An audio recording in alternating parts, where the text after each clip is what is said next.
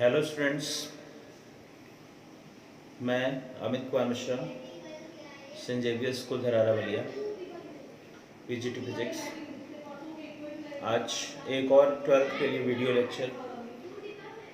आज हम लोग गॉस के थर्ड एप्लीकेशन को पढ़ेंगे, क्योंकि सेकंड एप्लीकेशन तक मैंने आपको पढ़ा दिया था। Now this is the third video lecture. हम लोग को गॉस का थर्ड वीडियो लेक्चर देखना है, गॉस का तीसरा एप्लीकेशन। तो सबसे पहले आपको हम हेडिंग बता देते हैं। We have to calculate the electric field due to spherical shell.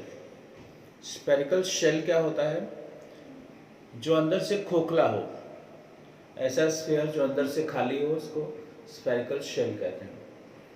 ठीक है, जैसे प्लास्टिक की गेंद होती है, अंदर से खोखली होती है, तो वही मेटल का आपका स्फीयर होगा जो अंदर से खोखला होगा। सो हमको सेल के 3 पार्ट्स पे इलेक्ट्रिक फील्ड कैलकुलेट करना है। एक आउटसाइड द सेल, एक इनसाइड द सेल और एक ऑन द सेल। चलिए देखते हैं।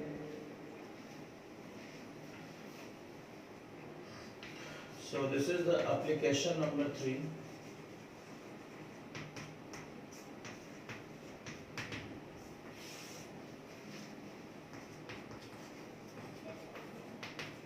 Electric field due to thin spherical shell.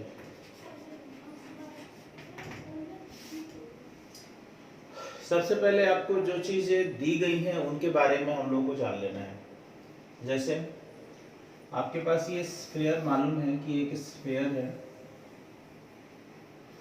Spherical shell है,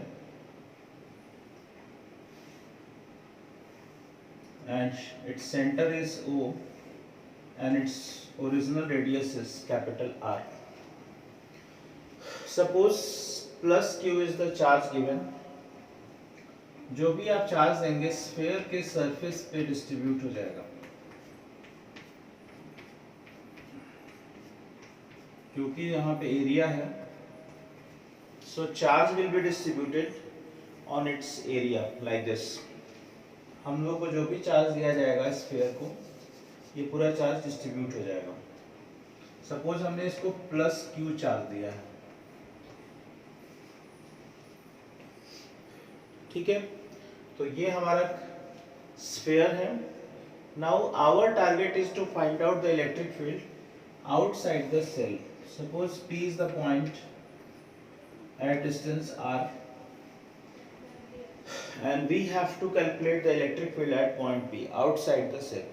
This is the case number 1. So case number 1 is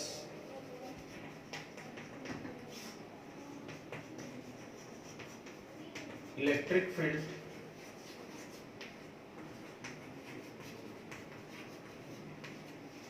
outside the shell। हमको outside the cell जाना है, ठीक है।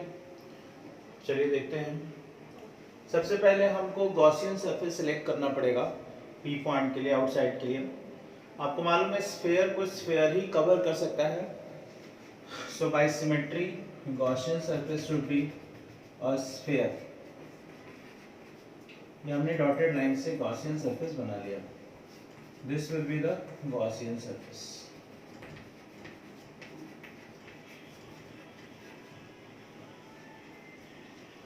क्लियर? ये हमारा गॉसियन सरफेस हो जाएगा। क्योंकि प्लस चार्ज है तो इलेक्ट्रिक फील्ड बाहर की तरफ होगा, इसलिए इलेक्ट्रिक फील्ड को बाहर निकाल देंगे। अब हम इसमें एरिया वेक्टर ले लेंगे गॉसियन सरफेस पे। तो ये मान लीजिए एरिया वेक्टर है। एरिया वेक्टर का भी डायरेक्शन इलेक्ट्रिक फील्ड के अलाउंग हो जाएगा। सो ये एरिया वेक्टर का भी डायरेक्शन, ds n कैप का भी डायरेक्शन इलेक्ट्रिक फील्ड के अलाउंग हो गया। अब हम टोटल इलेक्ट्रिक फ्लक्स निकाल लेंगे।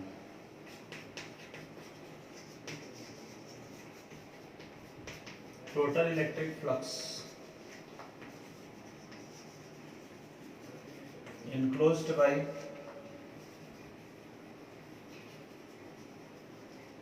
Gaussian surface. Phi is equal to, this is E dot ds,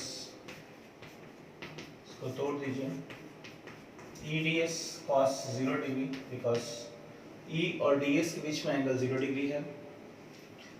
now next step में आएंगे आप इसको, तो दिस इज E को बाहर निकाल सकते हैं एंड दिस इज ds. और आपको मालूम है कि गॉसियन सरफेस की जो एरिया होगी वो 4 पाई आर स्क्वायर हो जाएगी, वो स्फीयर है. So phi is equal to E into 4 pi are square. This will be the flux. Now using Gauss theorem, अब गॉस थ्योरम लगा दीजिए.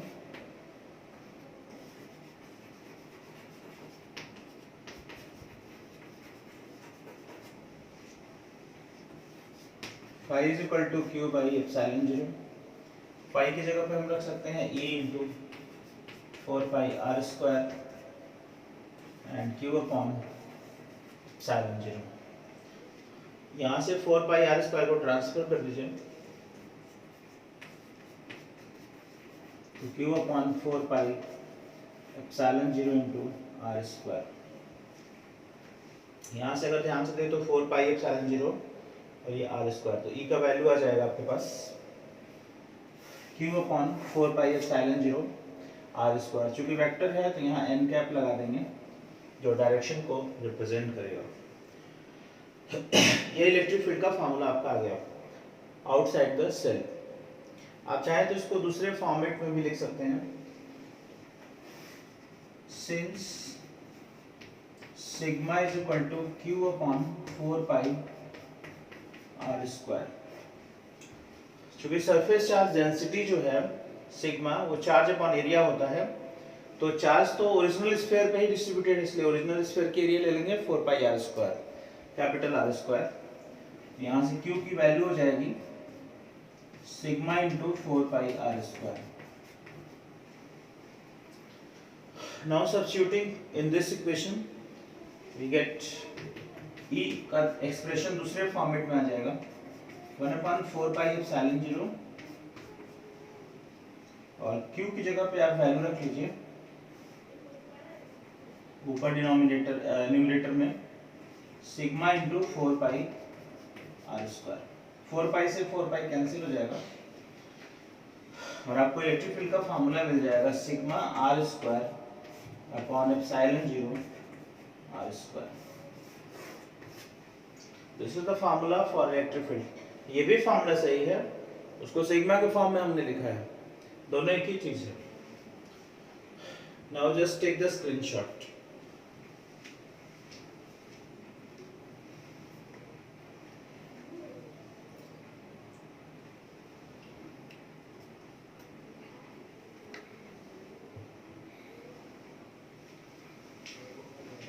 ये आपका फर्स्ट केस खत्म हो गया.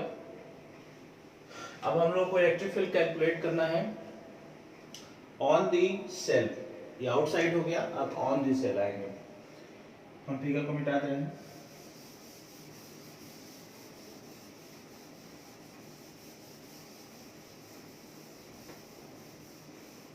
Now our target is to find out the electric field on this cell. This is the second case. यहाँ पर हम on the cell कर देंगे.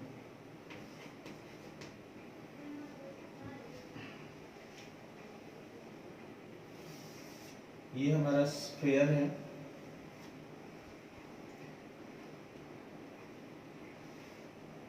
ये इसकी ओरिजिनल रेडियस है.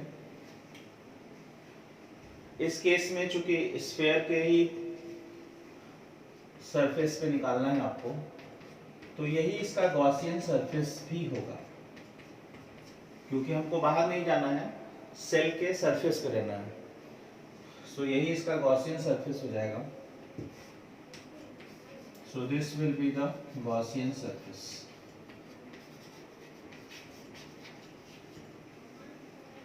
Now कोई B पॉइंट ले लेंगे हम सरफेस पर. प्लस चार्ज के कारण है इलेक्ट्रिक फील्ड बाहर की तरफ हो जाएगा E, और यहाँ पे एरिया वेक्टर हम ले लेंगे ds n cap. Area vector electric field का डायरेक्शन सेम हो जाएगा, ठीक है। नाउ फिर वही निकालेंगे the second case, total electric flux enclosed by the Gaussian surface. Same concept है, इसीलिए हमने इसको मिटाया नहीं था। अब हम सीधे इसको लिख सकते हैं। यहां तक तो सेम स्टेप है। E डॉट ds फॉर्मूला होता है, E ds के बीच में एंगल 0 डिग्री है, और ये E इंटू ds हो जाएगा। अब यहाँ पे गॉसियन सरफेस की एरिया फिर 4 पाई r स्क्वायर है, लेकिन हम यहाँ ओरिजिनल रेडियस लेंगे कैपिटल R, क्योंकि हमारा ये ओरिजिनल स्फीयर ही गॉसियन सरफेस हो जाएगा। Now using Gauss's theorem, Gauss theorem use कर लीजिए।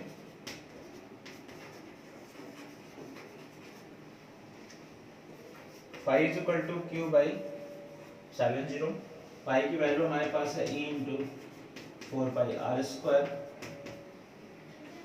And this is q upon epsilon 0। Now 4 pi r square को ट्रांसफर कर दीजिए, तो E becomes 1 upon 4 pi epsilon 0 q upon r square. Again आप इसको सिग्मा के फॉर्म में लिख सकते हैं, हम यहाँ लिख के दिखा देते हैं। सिंस आपको अभी पढ़ाया गया था Q is equal to sigma into 4 pi r square, पिछले डेरिवेशन में हमने इसको प्रूव किया था। हम इसको सब्स्टिट्यूट कर देंगे इसमें, therefore E is equal to 1/4 pi epsilon 0 sigma into 4 pi r square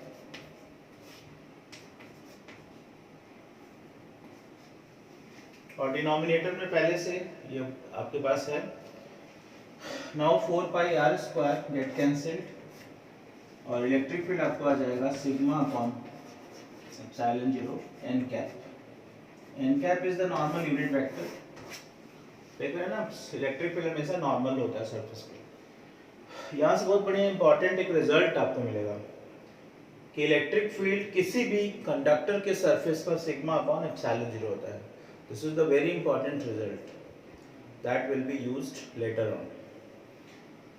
That is, electric field on the surface of a sphere is sigma upon epsilon 0. Just take the screenshot. This is the second case. Now we have to discuss third case.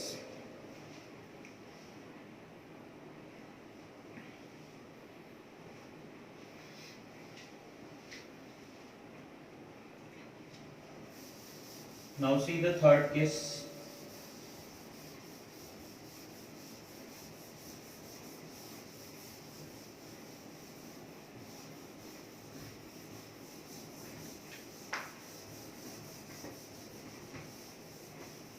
Third case में भी almost same derivation है, बस last step में थोड़ा सा changing है।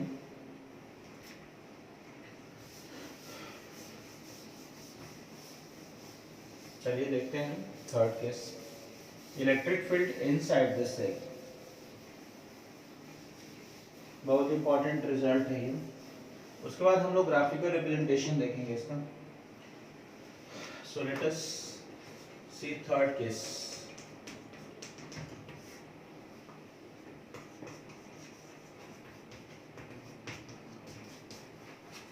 Electric field inside the shell. हम लोग को शेल के अंदर जाना है। सपोज करिए हमारा शेल है spherical shell,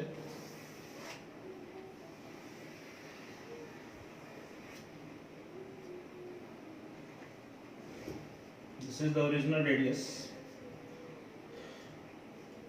capital R, this is the center, and our point is lying inside the cell. Suppose P is the point. So in this case, Gaussian surface is also a sphere of smaller radius like this.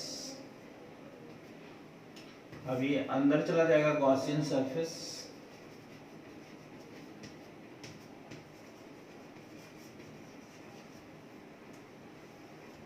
Let the Gaussian surface का radius आपका small are है। Now चूंकि plus charge है, electric field फिर बाहर की तरफ जाएगा आपका, और फिर हम एरिया लेंगे गॉसियन सरफेस की। यहाँ भी एरिया आपका बाहर की तरफ होगा, ds n कैप। सारे कॉन्सेप्ट एक जैसे ही हैं, ये आपके चार्जेस हैं जो डिस्ट्रीब्यूटेड हैं। तो सबसे पहले हम निकालेंगे electric flux enclosed by the Gaussian surface. Total electric flux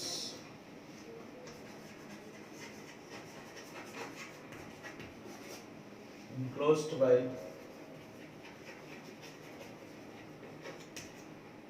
Gaussian surface. Same formula, phi is equal to closed integral E dot ds. Code लीजिए इसको, this is E ds cos 0 degree, क्योंकि E और ds के बीच में angle आपको मिलेगा ADS। Now Gaussian surface की area ले लीजिए 4 pi r square. Clear? Now using Gauss theorem,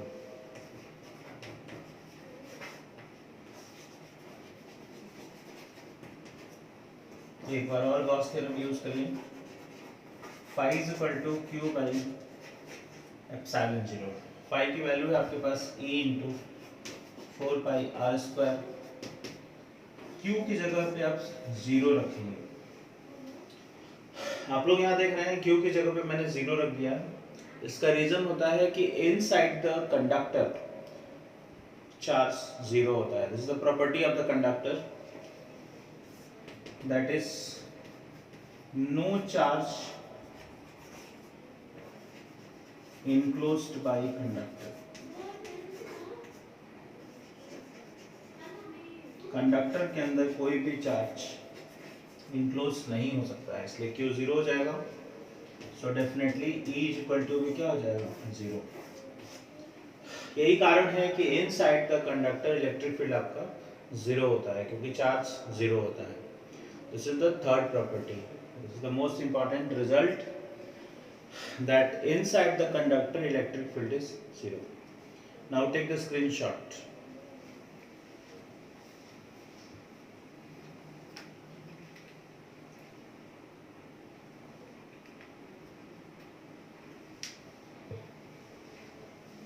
Now we have to draw the graph.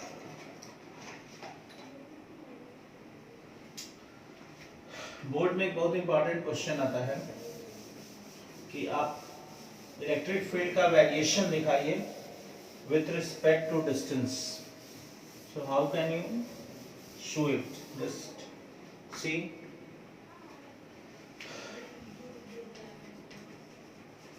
Variation of E with R।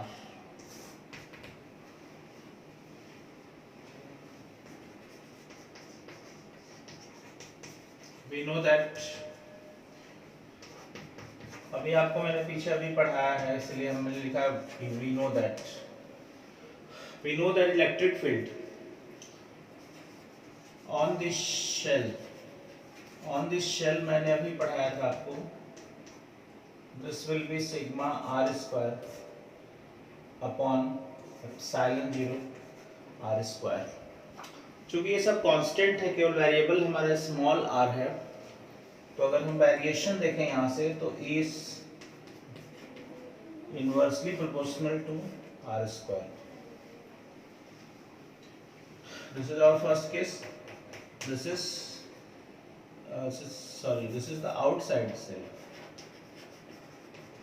Outside का केस था ये पहला। नाउ ऑन दिस सेल अगर हम आते हैं, ये पहला केस आपका आउटसाइड द सेल के लिए था। अब ऑन दिस सेल आइए, तो ऑन दिस सेल के लिए आपने देखा था E is equal to sigma upon epsilon 0 था। इसमें कोई वेरिएबल टर्म था ही नहीं, आर था ही नहीं यहाँ पे, इसका मतलब इलेक्ट्रिक फील्ड आपका कांस्टेंट हो जाएगा। Third, inside the shell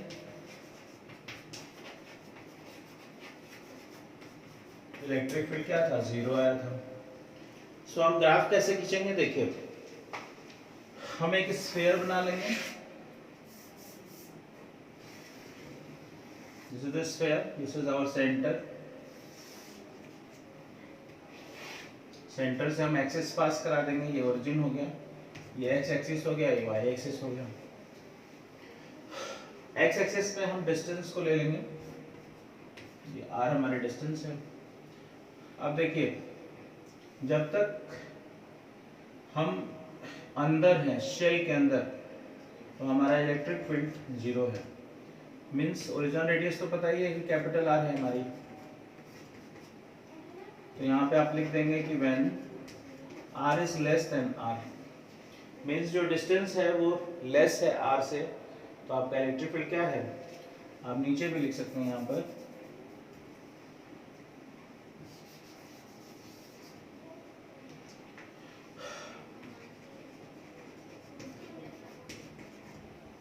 electric field आपका 0 है, लेकिन कब, जब r की वैल्यू लेस देन r है।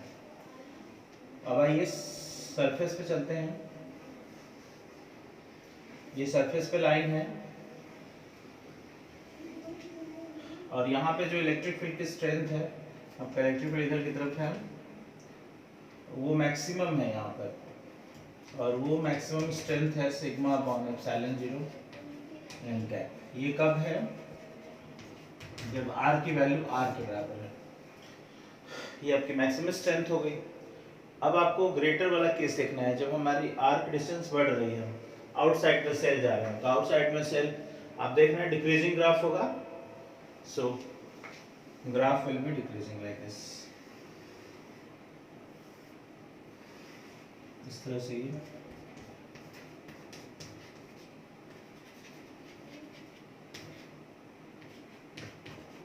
The third case, so all the three cases involving in this graph. Now in this way Gauss theorem is completed, all the three cases gets completed, and this is the third case, which is very important case. Now take the screenshot. Next lecture में हम लोग torque पढ़ेंगे, torque on electric dipole, this is the last topic of this chapter, so see the next lecture, that is torque on the electric dipole. Please like the video, share it and subscribe it. Thank you. Take the screenshot.